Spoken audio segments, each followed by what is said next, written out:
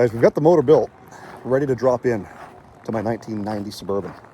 But right now, today, February the 6th, 2026, I'm going to take this 1990 Suburban over to my shop where I got a hoist. We're going to drop the transmission and yank the 350 out of it and get this LS swap started. But before we can get that started, we've got to get this started, which means I got to clean all the crap off the hood and get that sign moved and hook up the battery. We'll get that thing over to the shop and we'll get this video started.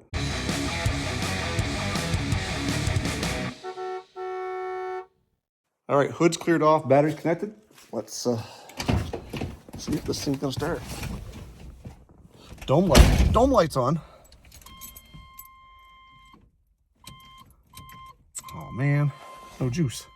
And I think I left the booster pack in my wife's car. Ooh, which is in the driveway. Top Don booster pack. Don't leave home without it. I'll leave a link in the description box down below. All right, Top Don's connected. Buzzer's buzzing. That's a good sign. Oh, bad connection to the battery, for Pete's sake. Oh, third time's a charm.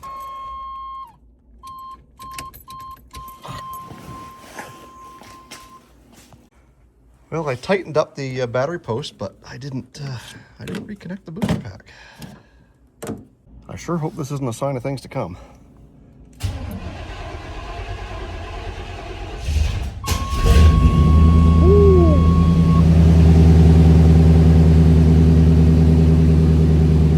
It didn't even smoke. Usually the valve seals are so bad it smokes. Okay, we managed to get Dale Jr. over here and getting ready to put this thing up on the hoist. We're going to start with taking the drive shaft and transmission out. The transmission shouldn't be that difficult. Should be able to have that out in a very timely fashion. The gas tank has to come out. Luckily for us, it's empty, which is normally the case. So we'll get that taken down as well, because we'll have to replace the fuel pump in it. Then we can concentrate on getting the 350 out of the engine bay, which is going to basically mean taking apart the exhaust. We'll get all the cooling system out of here, all the electrical, and I think I'm going to try and take it out with the accessory drive still installed. We'll see how that goes. So without further ado, let's get this thing up in the air and get started on that transmission. So once we get this thing up in the air, we're here trying to get the steady bearing out and the drive shaft to come out of place, no problem. Everything was going smoothly until we switched to exhaust manifold bolts, or at least the Y-pipe. Everything was rusty. So when we were trying to get everything out, 2 bolts came right out. 1 broke, which was no big deal because we're not reusing the Y-pipe anyway. So we got that one finally figured out once I put a wrench on there and snapped it off. So I guess we left you at the Y-pipe, getting that disconnected, and finally got it cut off, which is laying here. We got the drive shaft out, cross member is out. That was a struggle. And we've still got this piece here to get out, which has got bolts on the top and the bottom. I think we might be able to shimmy this out either way. It is still full of transmission fluid. Hindsight is 20/20, and I probably should have drained that before I started, because I'm guessing the bucket is going to not catch everything that we needed it to. But I got a little trick up my sleeve. We take the bucket and we just hook it over the tail shaft. That way, when we start maneuvering this thing in and out and up and down, any fluid that comes out of the tail shaft hopefully goes in the bucket. That might be foreshadowing big time. We're at the point now we're going to remove the starter, get rid of this inspection cover, get these lines out of the way. We've already got our shifter out of the way and our wiring harness, as well as our speed sensor, and we'll be right back. All right, don't know where I left off, but we've got the torque converter bolts out, we got the bell housing bolts out, we've got the 10mm off of the TV cable, and I think the only thing we're hung up on right now is the dowels around the bell housing. So we're going to drop this down a little bit, give it a shake. This whole thing should come down, I think. So let's give her a wiggle. So we had a little bit more fun here, and just my luck, my dad and a friend showed up and give me a hand trying to get this transmission out. But one of the things that we tried to do was remove the TV cable, the throttle valve cable, which I didn't know had to be disconnected up top. So we grabbed the ladder, got up there, disconnected it. Well, I actually disconnected the throttle cable first. So I had to go back up on the ladder and disconnect the throttle valve off of the bracket. Then we were able to kind of drop that thing down there, and well, problem solved. All right, so as you can see by that time lapse, we got the transmission out. It took us a little while. A couple of things were happening. One, it was stuck on the dowels, and me not being a transmission guy and not knowing how to take the tricks, the old man showed up just in time, get up there with a pry bar and pry it against the torque converter, popped them right out. Then we're dropping it down, and the TV cable was stuck because it was still attached up top. I didn't know you had to disconnect it. So anyways, up and down the ladder a couple of times to get that done. But transmission's out. That's going to do it for today. When we pick up again tomorrow, we're going to go and drop this thing down, start working away at getting all the electrical plug-ins and all the fluids drained, stuff like that from the engine, and get that plucked out. So when I come back, that's what we'll be doing. All right, so next day, and today we're going to focus on two things. The fuel tank, that's got to come down because we're not necessarily replacing the tank itself, but we got to replace the fuel pump inside. And when we go to put this thing back together, I think what I want to do is replace all the rubber lines and steel hard lines that are existing on the truck now with some AN6. So I've got fuel pressure regulators, fuel filters, all that stuff is AN, 6AN. So we're going to switch all that over, but we got to get the tank down, and that's going to be what we're going to do first. Then we're going to go up front and start tackling draining fluids and getting that engine out. That's the goal for the weekend. Yesterday was Friday. That's when we started all the transmission stuff, and I'm hoping to have the gas tank out and the engine ready to come out by lunchtime. I am working solo. If I get some help, maybe things will go a little bit quicker. Anyways, let's see what we've got to do to get this gas tank out. So from what I can tell, the straps are here and here, and they are just hooked up into there. So I should just be able to swing those straps down and drop that tank. And then up in here, we got a couple of spring clamps. Get those off, and a hard line. There should be a vent there as well. We'll get those off once we kind of lower that tank down a bit so that we can actually reach them. So let's get the transmission jack over here and get those straps out.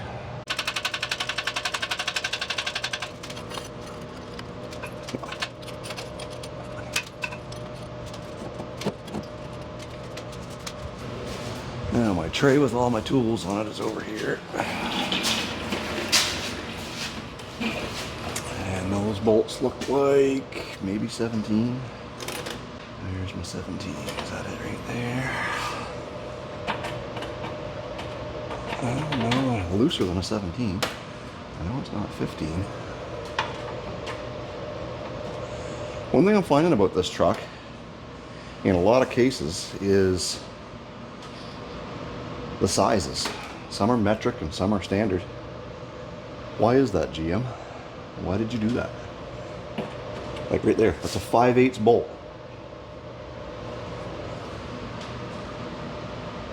Why did you go 5/8?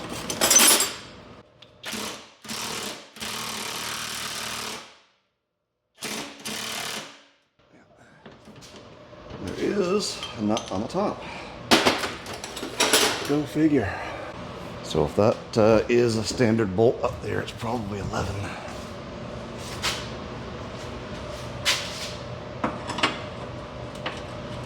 Well, almost. Yep, 11/16. Let's get that up there.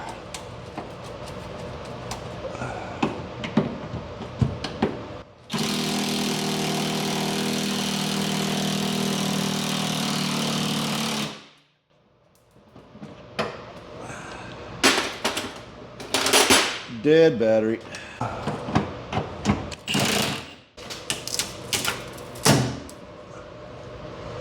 just so we don't lose that bolt, we're gonna stick it back on there. And then we'll make our way over to the next one. Where can I see?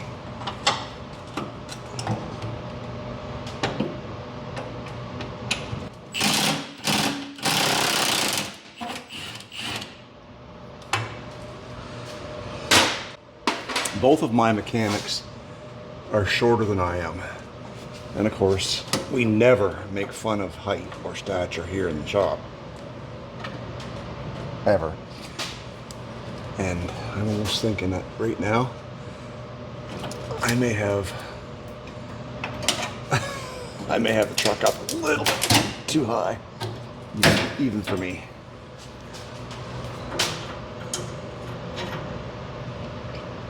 And as cold as it was in here this morning, I turned the furnace on. I'm warm already. All right, so get this out of here and get you guys just out of the way a little bit, like so. And you should come down. Oh yeah. Oh shit. You know what I forgot to do? I forgot to disconnect the filler neck, which I guess has a hose clamp right there. And my exhaust is in the way. Well, let's get the exhaust out of the way. Jason. There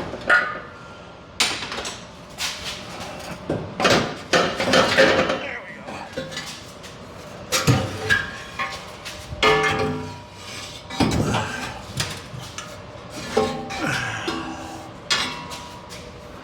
All right, come over here.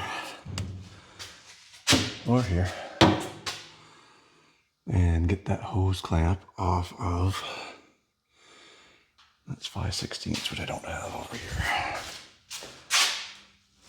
I do have a flat screwdriver. And we got a vent line there too, of course.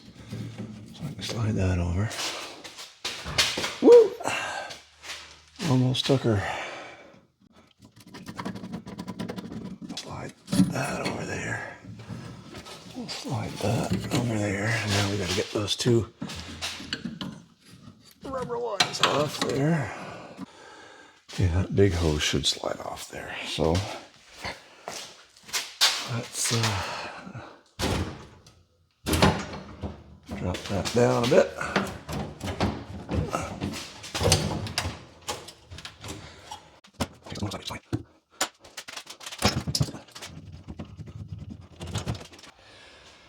Now I just got to get that hose off of there. So you guys can see this. It's the hose. That part's metal, that's rubber. And we're just trying to get the bottom part is off. Like it's not off, but it's loose. I can get a screwdriver in there and have it separate from the pipe. But it doesn't want to let go up to it very well. I could just cut it and worry about it later. All right, so after a little bit of frigging around up in there, in a place I really couldn't reach that well, we've got to get this to come down and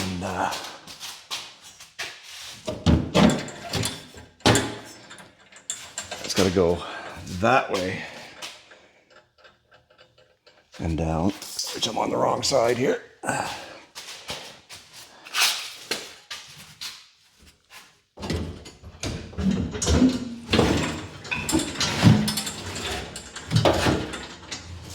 So I think I'm a little bit front heavy as well.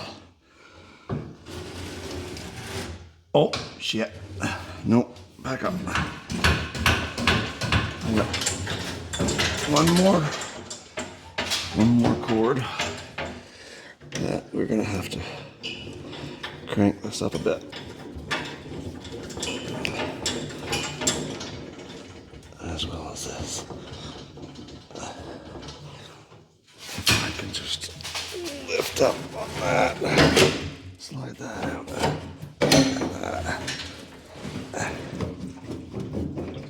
The gas gauge on this before I started this was reading empty. Typical. But there is still some fuel in there. I'm guessing probably, 3 or 4 gallons. We've got this sending unit wire that's kind of hanging down into place. We got to figure out how that disconnects. I can't quite see. I don't know if it just snaps off there or what it does. So let's grab the light. It looks like it should just pop off there, I think. So the problem I'm having is trying to figure out how to disconnect this. I tried prying straight up to see if it was a quick disconnect, but it looks like there's a plug that goes in there, but there doesn't seem to be really any release tab to get that out. And she's seized in there good. So there's more than one way to skin a cat. There's only 3 wires. They are color coded. So, I think we're just gonna, take the easy route with the side cutters. And now we're disconnected. So note to self, make sure we remember we've got to connect those wires again, 3 or 4 weeks down the road when we're putting this thing back together. So now with the gas tank out of the way, we can finish up a couple of small things that we need to do down here, like remove the starter. There's a couple of wires that we got to get out. While we're down here, we might as well get those motor mount nuts off that side of it. And once our starter wires are disconnected, we can kind of pull it up through this little thing right here, because that's like a heat shield for those wires. Then we got to go up top. We are going to drain the oil and the radiator as well as the AC. So my hope is to be able to pull the entire engine with all the accessories on the front of it, but we're going to be removing the radiator, fan clutch, power steering. I am going to disconnect the line, so we will drain that as well. And we will be draining the antifreeze out of the block because there are those plugs, I believe, still on the side, which we can kind of get that out. I'm gonna do starter, motor mounts, and start draining the fluids. So who's up for some monkey arms by holding this starter that weighs about, 20 pounds? So while we're making a mess of antifreeze on the floor, because we've got our drain cock turned out there, I'm gonna start pulling a few easy things away. Like we're going to take these power steering lines off of here and just kind of tie them up to the alternator. And then we can start getting the radiator out of here and tearing all this stuff apart so that when the time comes to hook onto the engine, we can kind of just come up and out. At some point, Junior's going to be here, give me a hand taking the hood off, get that out of the way. And we're just going to mess around with a bunch of wiring connections and labeling things we don't know that are obvious where they go. And getting ready to just kind of get things yanked out of here. We did manage to get the engine mount bolts out, well, loose anyways. The passenger side, I could just push it out with my finger. This side got a little bit of weight on it. All the electrical stuff is things that we're going to have to figure out what we're going to need to use again, and some things we're not going to use again. Because we're using a standalone wiring harness and computer for this new LS from Holley, which is the, if I didn't mention it, it's the Holley Terminator X Max. So it'll control the engine as well as the transmission. There's a few little things that we won't reuse under the hood. Like obviously we're not going to be reusing this air breather or this tube here. The overflow, we're going to be getting rid of that because on an LS they're pressurized. So we will be finding a spot for that. All the braking systems should be able to stay the same. The power steering pump on the 350 is basically the exact same pump. It's the exact same pump on a lot of vehicles during this time period. But even on the LS, it's the same pump. Even has a very similar looking pulley. So we'll be able to reuse the LS power steering, and we're just going to adapt the hoses to fit this vehicle here. So I'm just going to putter away at some of the small stuff, and once we get to a point of significance, I'll come back and we'll jump in here and show you what's going on. All right, so where are we now? We have gotten a lot of things disconnected and pulled out of the way, namely the cooling system. We got the radiator, shroud, and lower rad hose sitting here, and the fan is over there. And we're realizing just how many electrical plugins that we have to disconnect in order to remove the engine. And it's all of them. Everything that's connected to the engine has to be disconnected. I can't seem to find a main bulkhead where everything plugs off. I guess over here at the fuse, we can unplug that. But there's another one right here in the center that goes inside. I guess that's probably computer related stuff. Some of this stuff we're gonna have to reuse. Alternator. There's a wire that goes from that to the gauge to tell you that you're charging to your alternator gauge. Coolant temp sensor, oil pressure sender. Those things will have to stay as part of this harness, as well as be connected to the Holley system, because the Holley needs to know that information as well.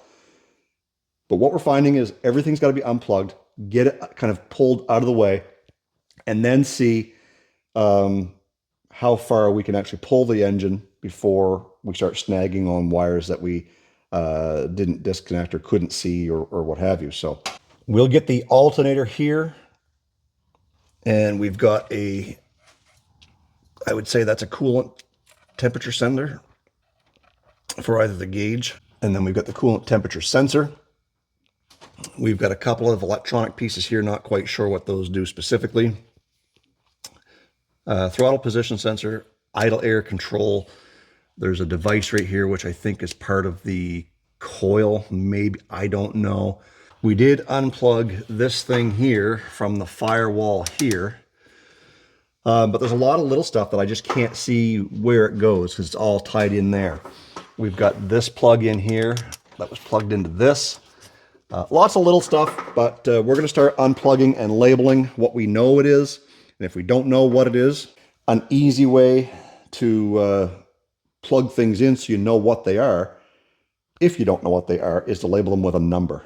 So if I come across something, I don't know what it is, I'm going to label it maybe number 1. And then on the other side of the plug-in, I will write number 1 so that we can always go back and reference it.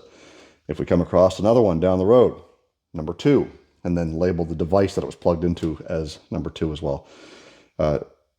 Just a neat little trick that may or may not help you down the road to finding out where things plug in if you don't know what something is or whatever. So anyways, I'm going to start labeling. I'm going to break for some lunch here pretty quick. It's noon, I guess. And then after lunch, we will likely be able to hook on with the cherry picker and get this thing yanked out of here. So at least that's the plan. All right, so we've got the cherry picker hooked up and everything disconnected that we think that we've got to. There's probably going to be a few more pieces back there. I don't know what specifically the cruise control is hooked up to, but we're going to start lifting it. We got the motor mounts out, so we can start kind of pulling this up and then back towards me and see what we've got going on in there. And while I'm over here doing this, Junior's over here doing Ford Crown Victoria things, namely intake manifolds. So if you guys know anything about the 4.6, at least on these cars specifically, you know they got 4.6 issues. So this one's got 4.6 issues. And this one's got 4.6 issues. So he's going to be putting in this brand new Ford intake from Ford. What was it? Ford Performance. Well, new PI Ford Performance intake. Yeah. So they discontinued them for a while, and just recently came out with them, and they are not cheap. No, they're not. But it's going to be worth it, I hope. Yeah. So anyways, we've got this thing ready to start lifting up on, and we'll see what's still connected. So let's get to her. Here it didn't take us long to find out things that were still connected. There was a couple of wires that were hooked up on brackets. They weren't necessarily still connected. But once we got it away from those brackets, we were able to get that out of there. Once the engine come up to about this far, we were still connected to the battery or the starter cable. Well, we gave it a first go around here with some degreaser and got the frame rails and the cross member all cleaned up. All down in here was stained with antifreeze from that leak that we had in the firewall. Well, it was just grime, and that came out pretty good. You can actually see some numbers on there, 3.3, maybe 3.33. And that's a factory marking apparently from when they go down the assembly line. Got our wires all tied up here, out of the way. And the tools are all cleaned up, but we still got an engine sitting here. We've got a transmission sitting on the bench over there, and the gas tank is still sitting on the transmission hoist. So we've got to figure out a way to get this truck back over into my garage so that we can continue doing business here in the shop on Monday. But as of right now, I think that's it. I got done what I wanted to get done this weekend. We have to clean up some stuff around the shop here, but nevertheless, we've got a drivetrain running, driving, good transmission, good engine that can go in something else someday. As of right now, I'm not going to sell it, so please don't be messaging me or emailing me looking for a small block 350 and 700 R4. I'm going to keep those off to the side somewhere. So I appreciate you guys sticking around for this video. Don't forget, Olde Carr Guy merch like this shirt right here is available at the first link in the description box down below. Stuff like that, when you guys make those purchases, helps me do things like this so that we can continue making some content, upgrading old Dale Jr. here, and making sure that we have some projects to record for you guys here on YouTube. So I really appreciate that. I'm going to call her quits for today. My back is spent, and we can come back in here tomorrow once I've had some time to rest and get everything else cleaned up. So guys, stay focused on the windshield, not the rear view mirror. I love you guys. God bless. We'll do it again in the next video. What's that?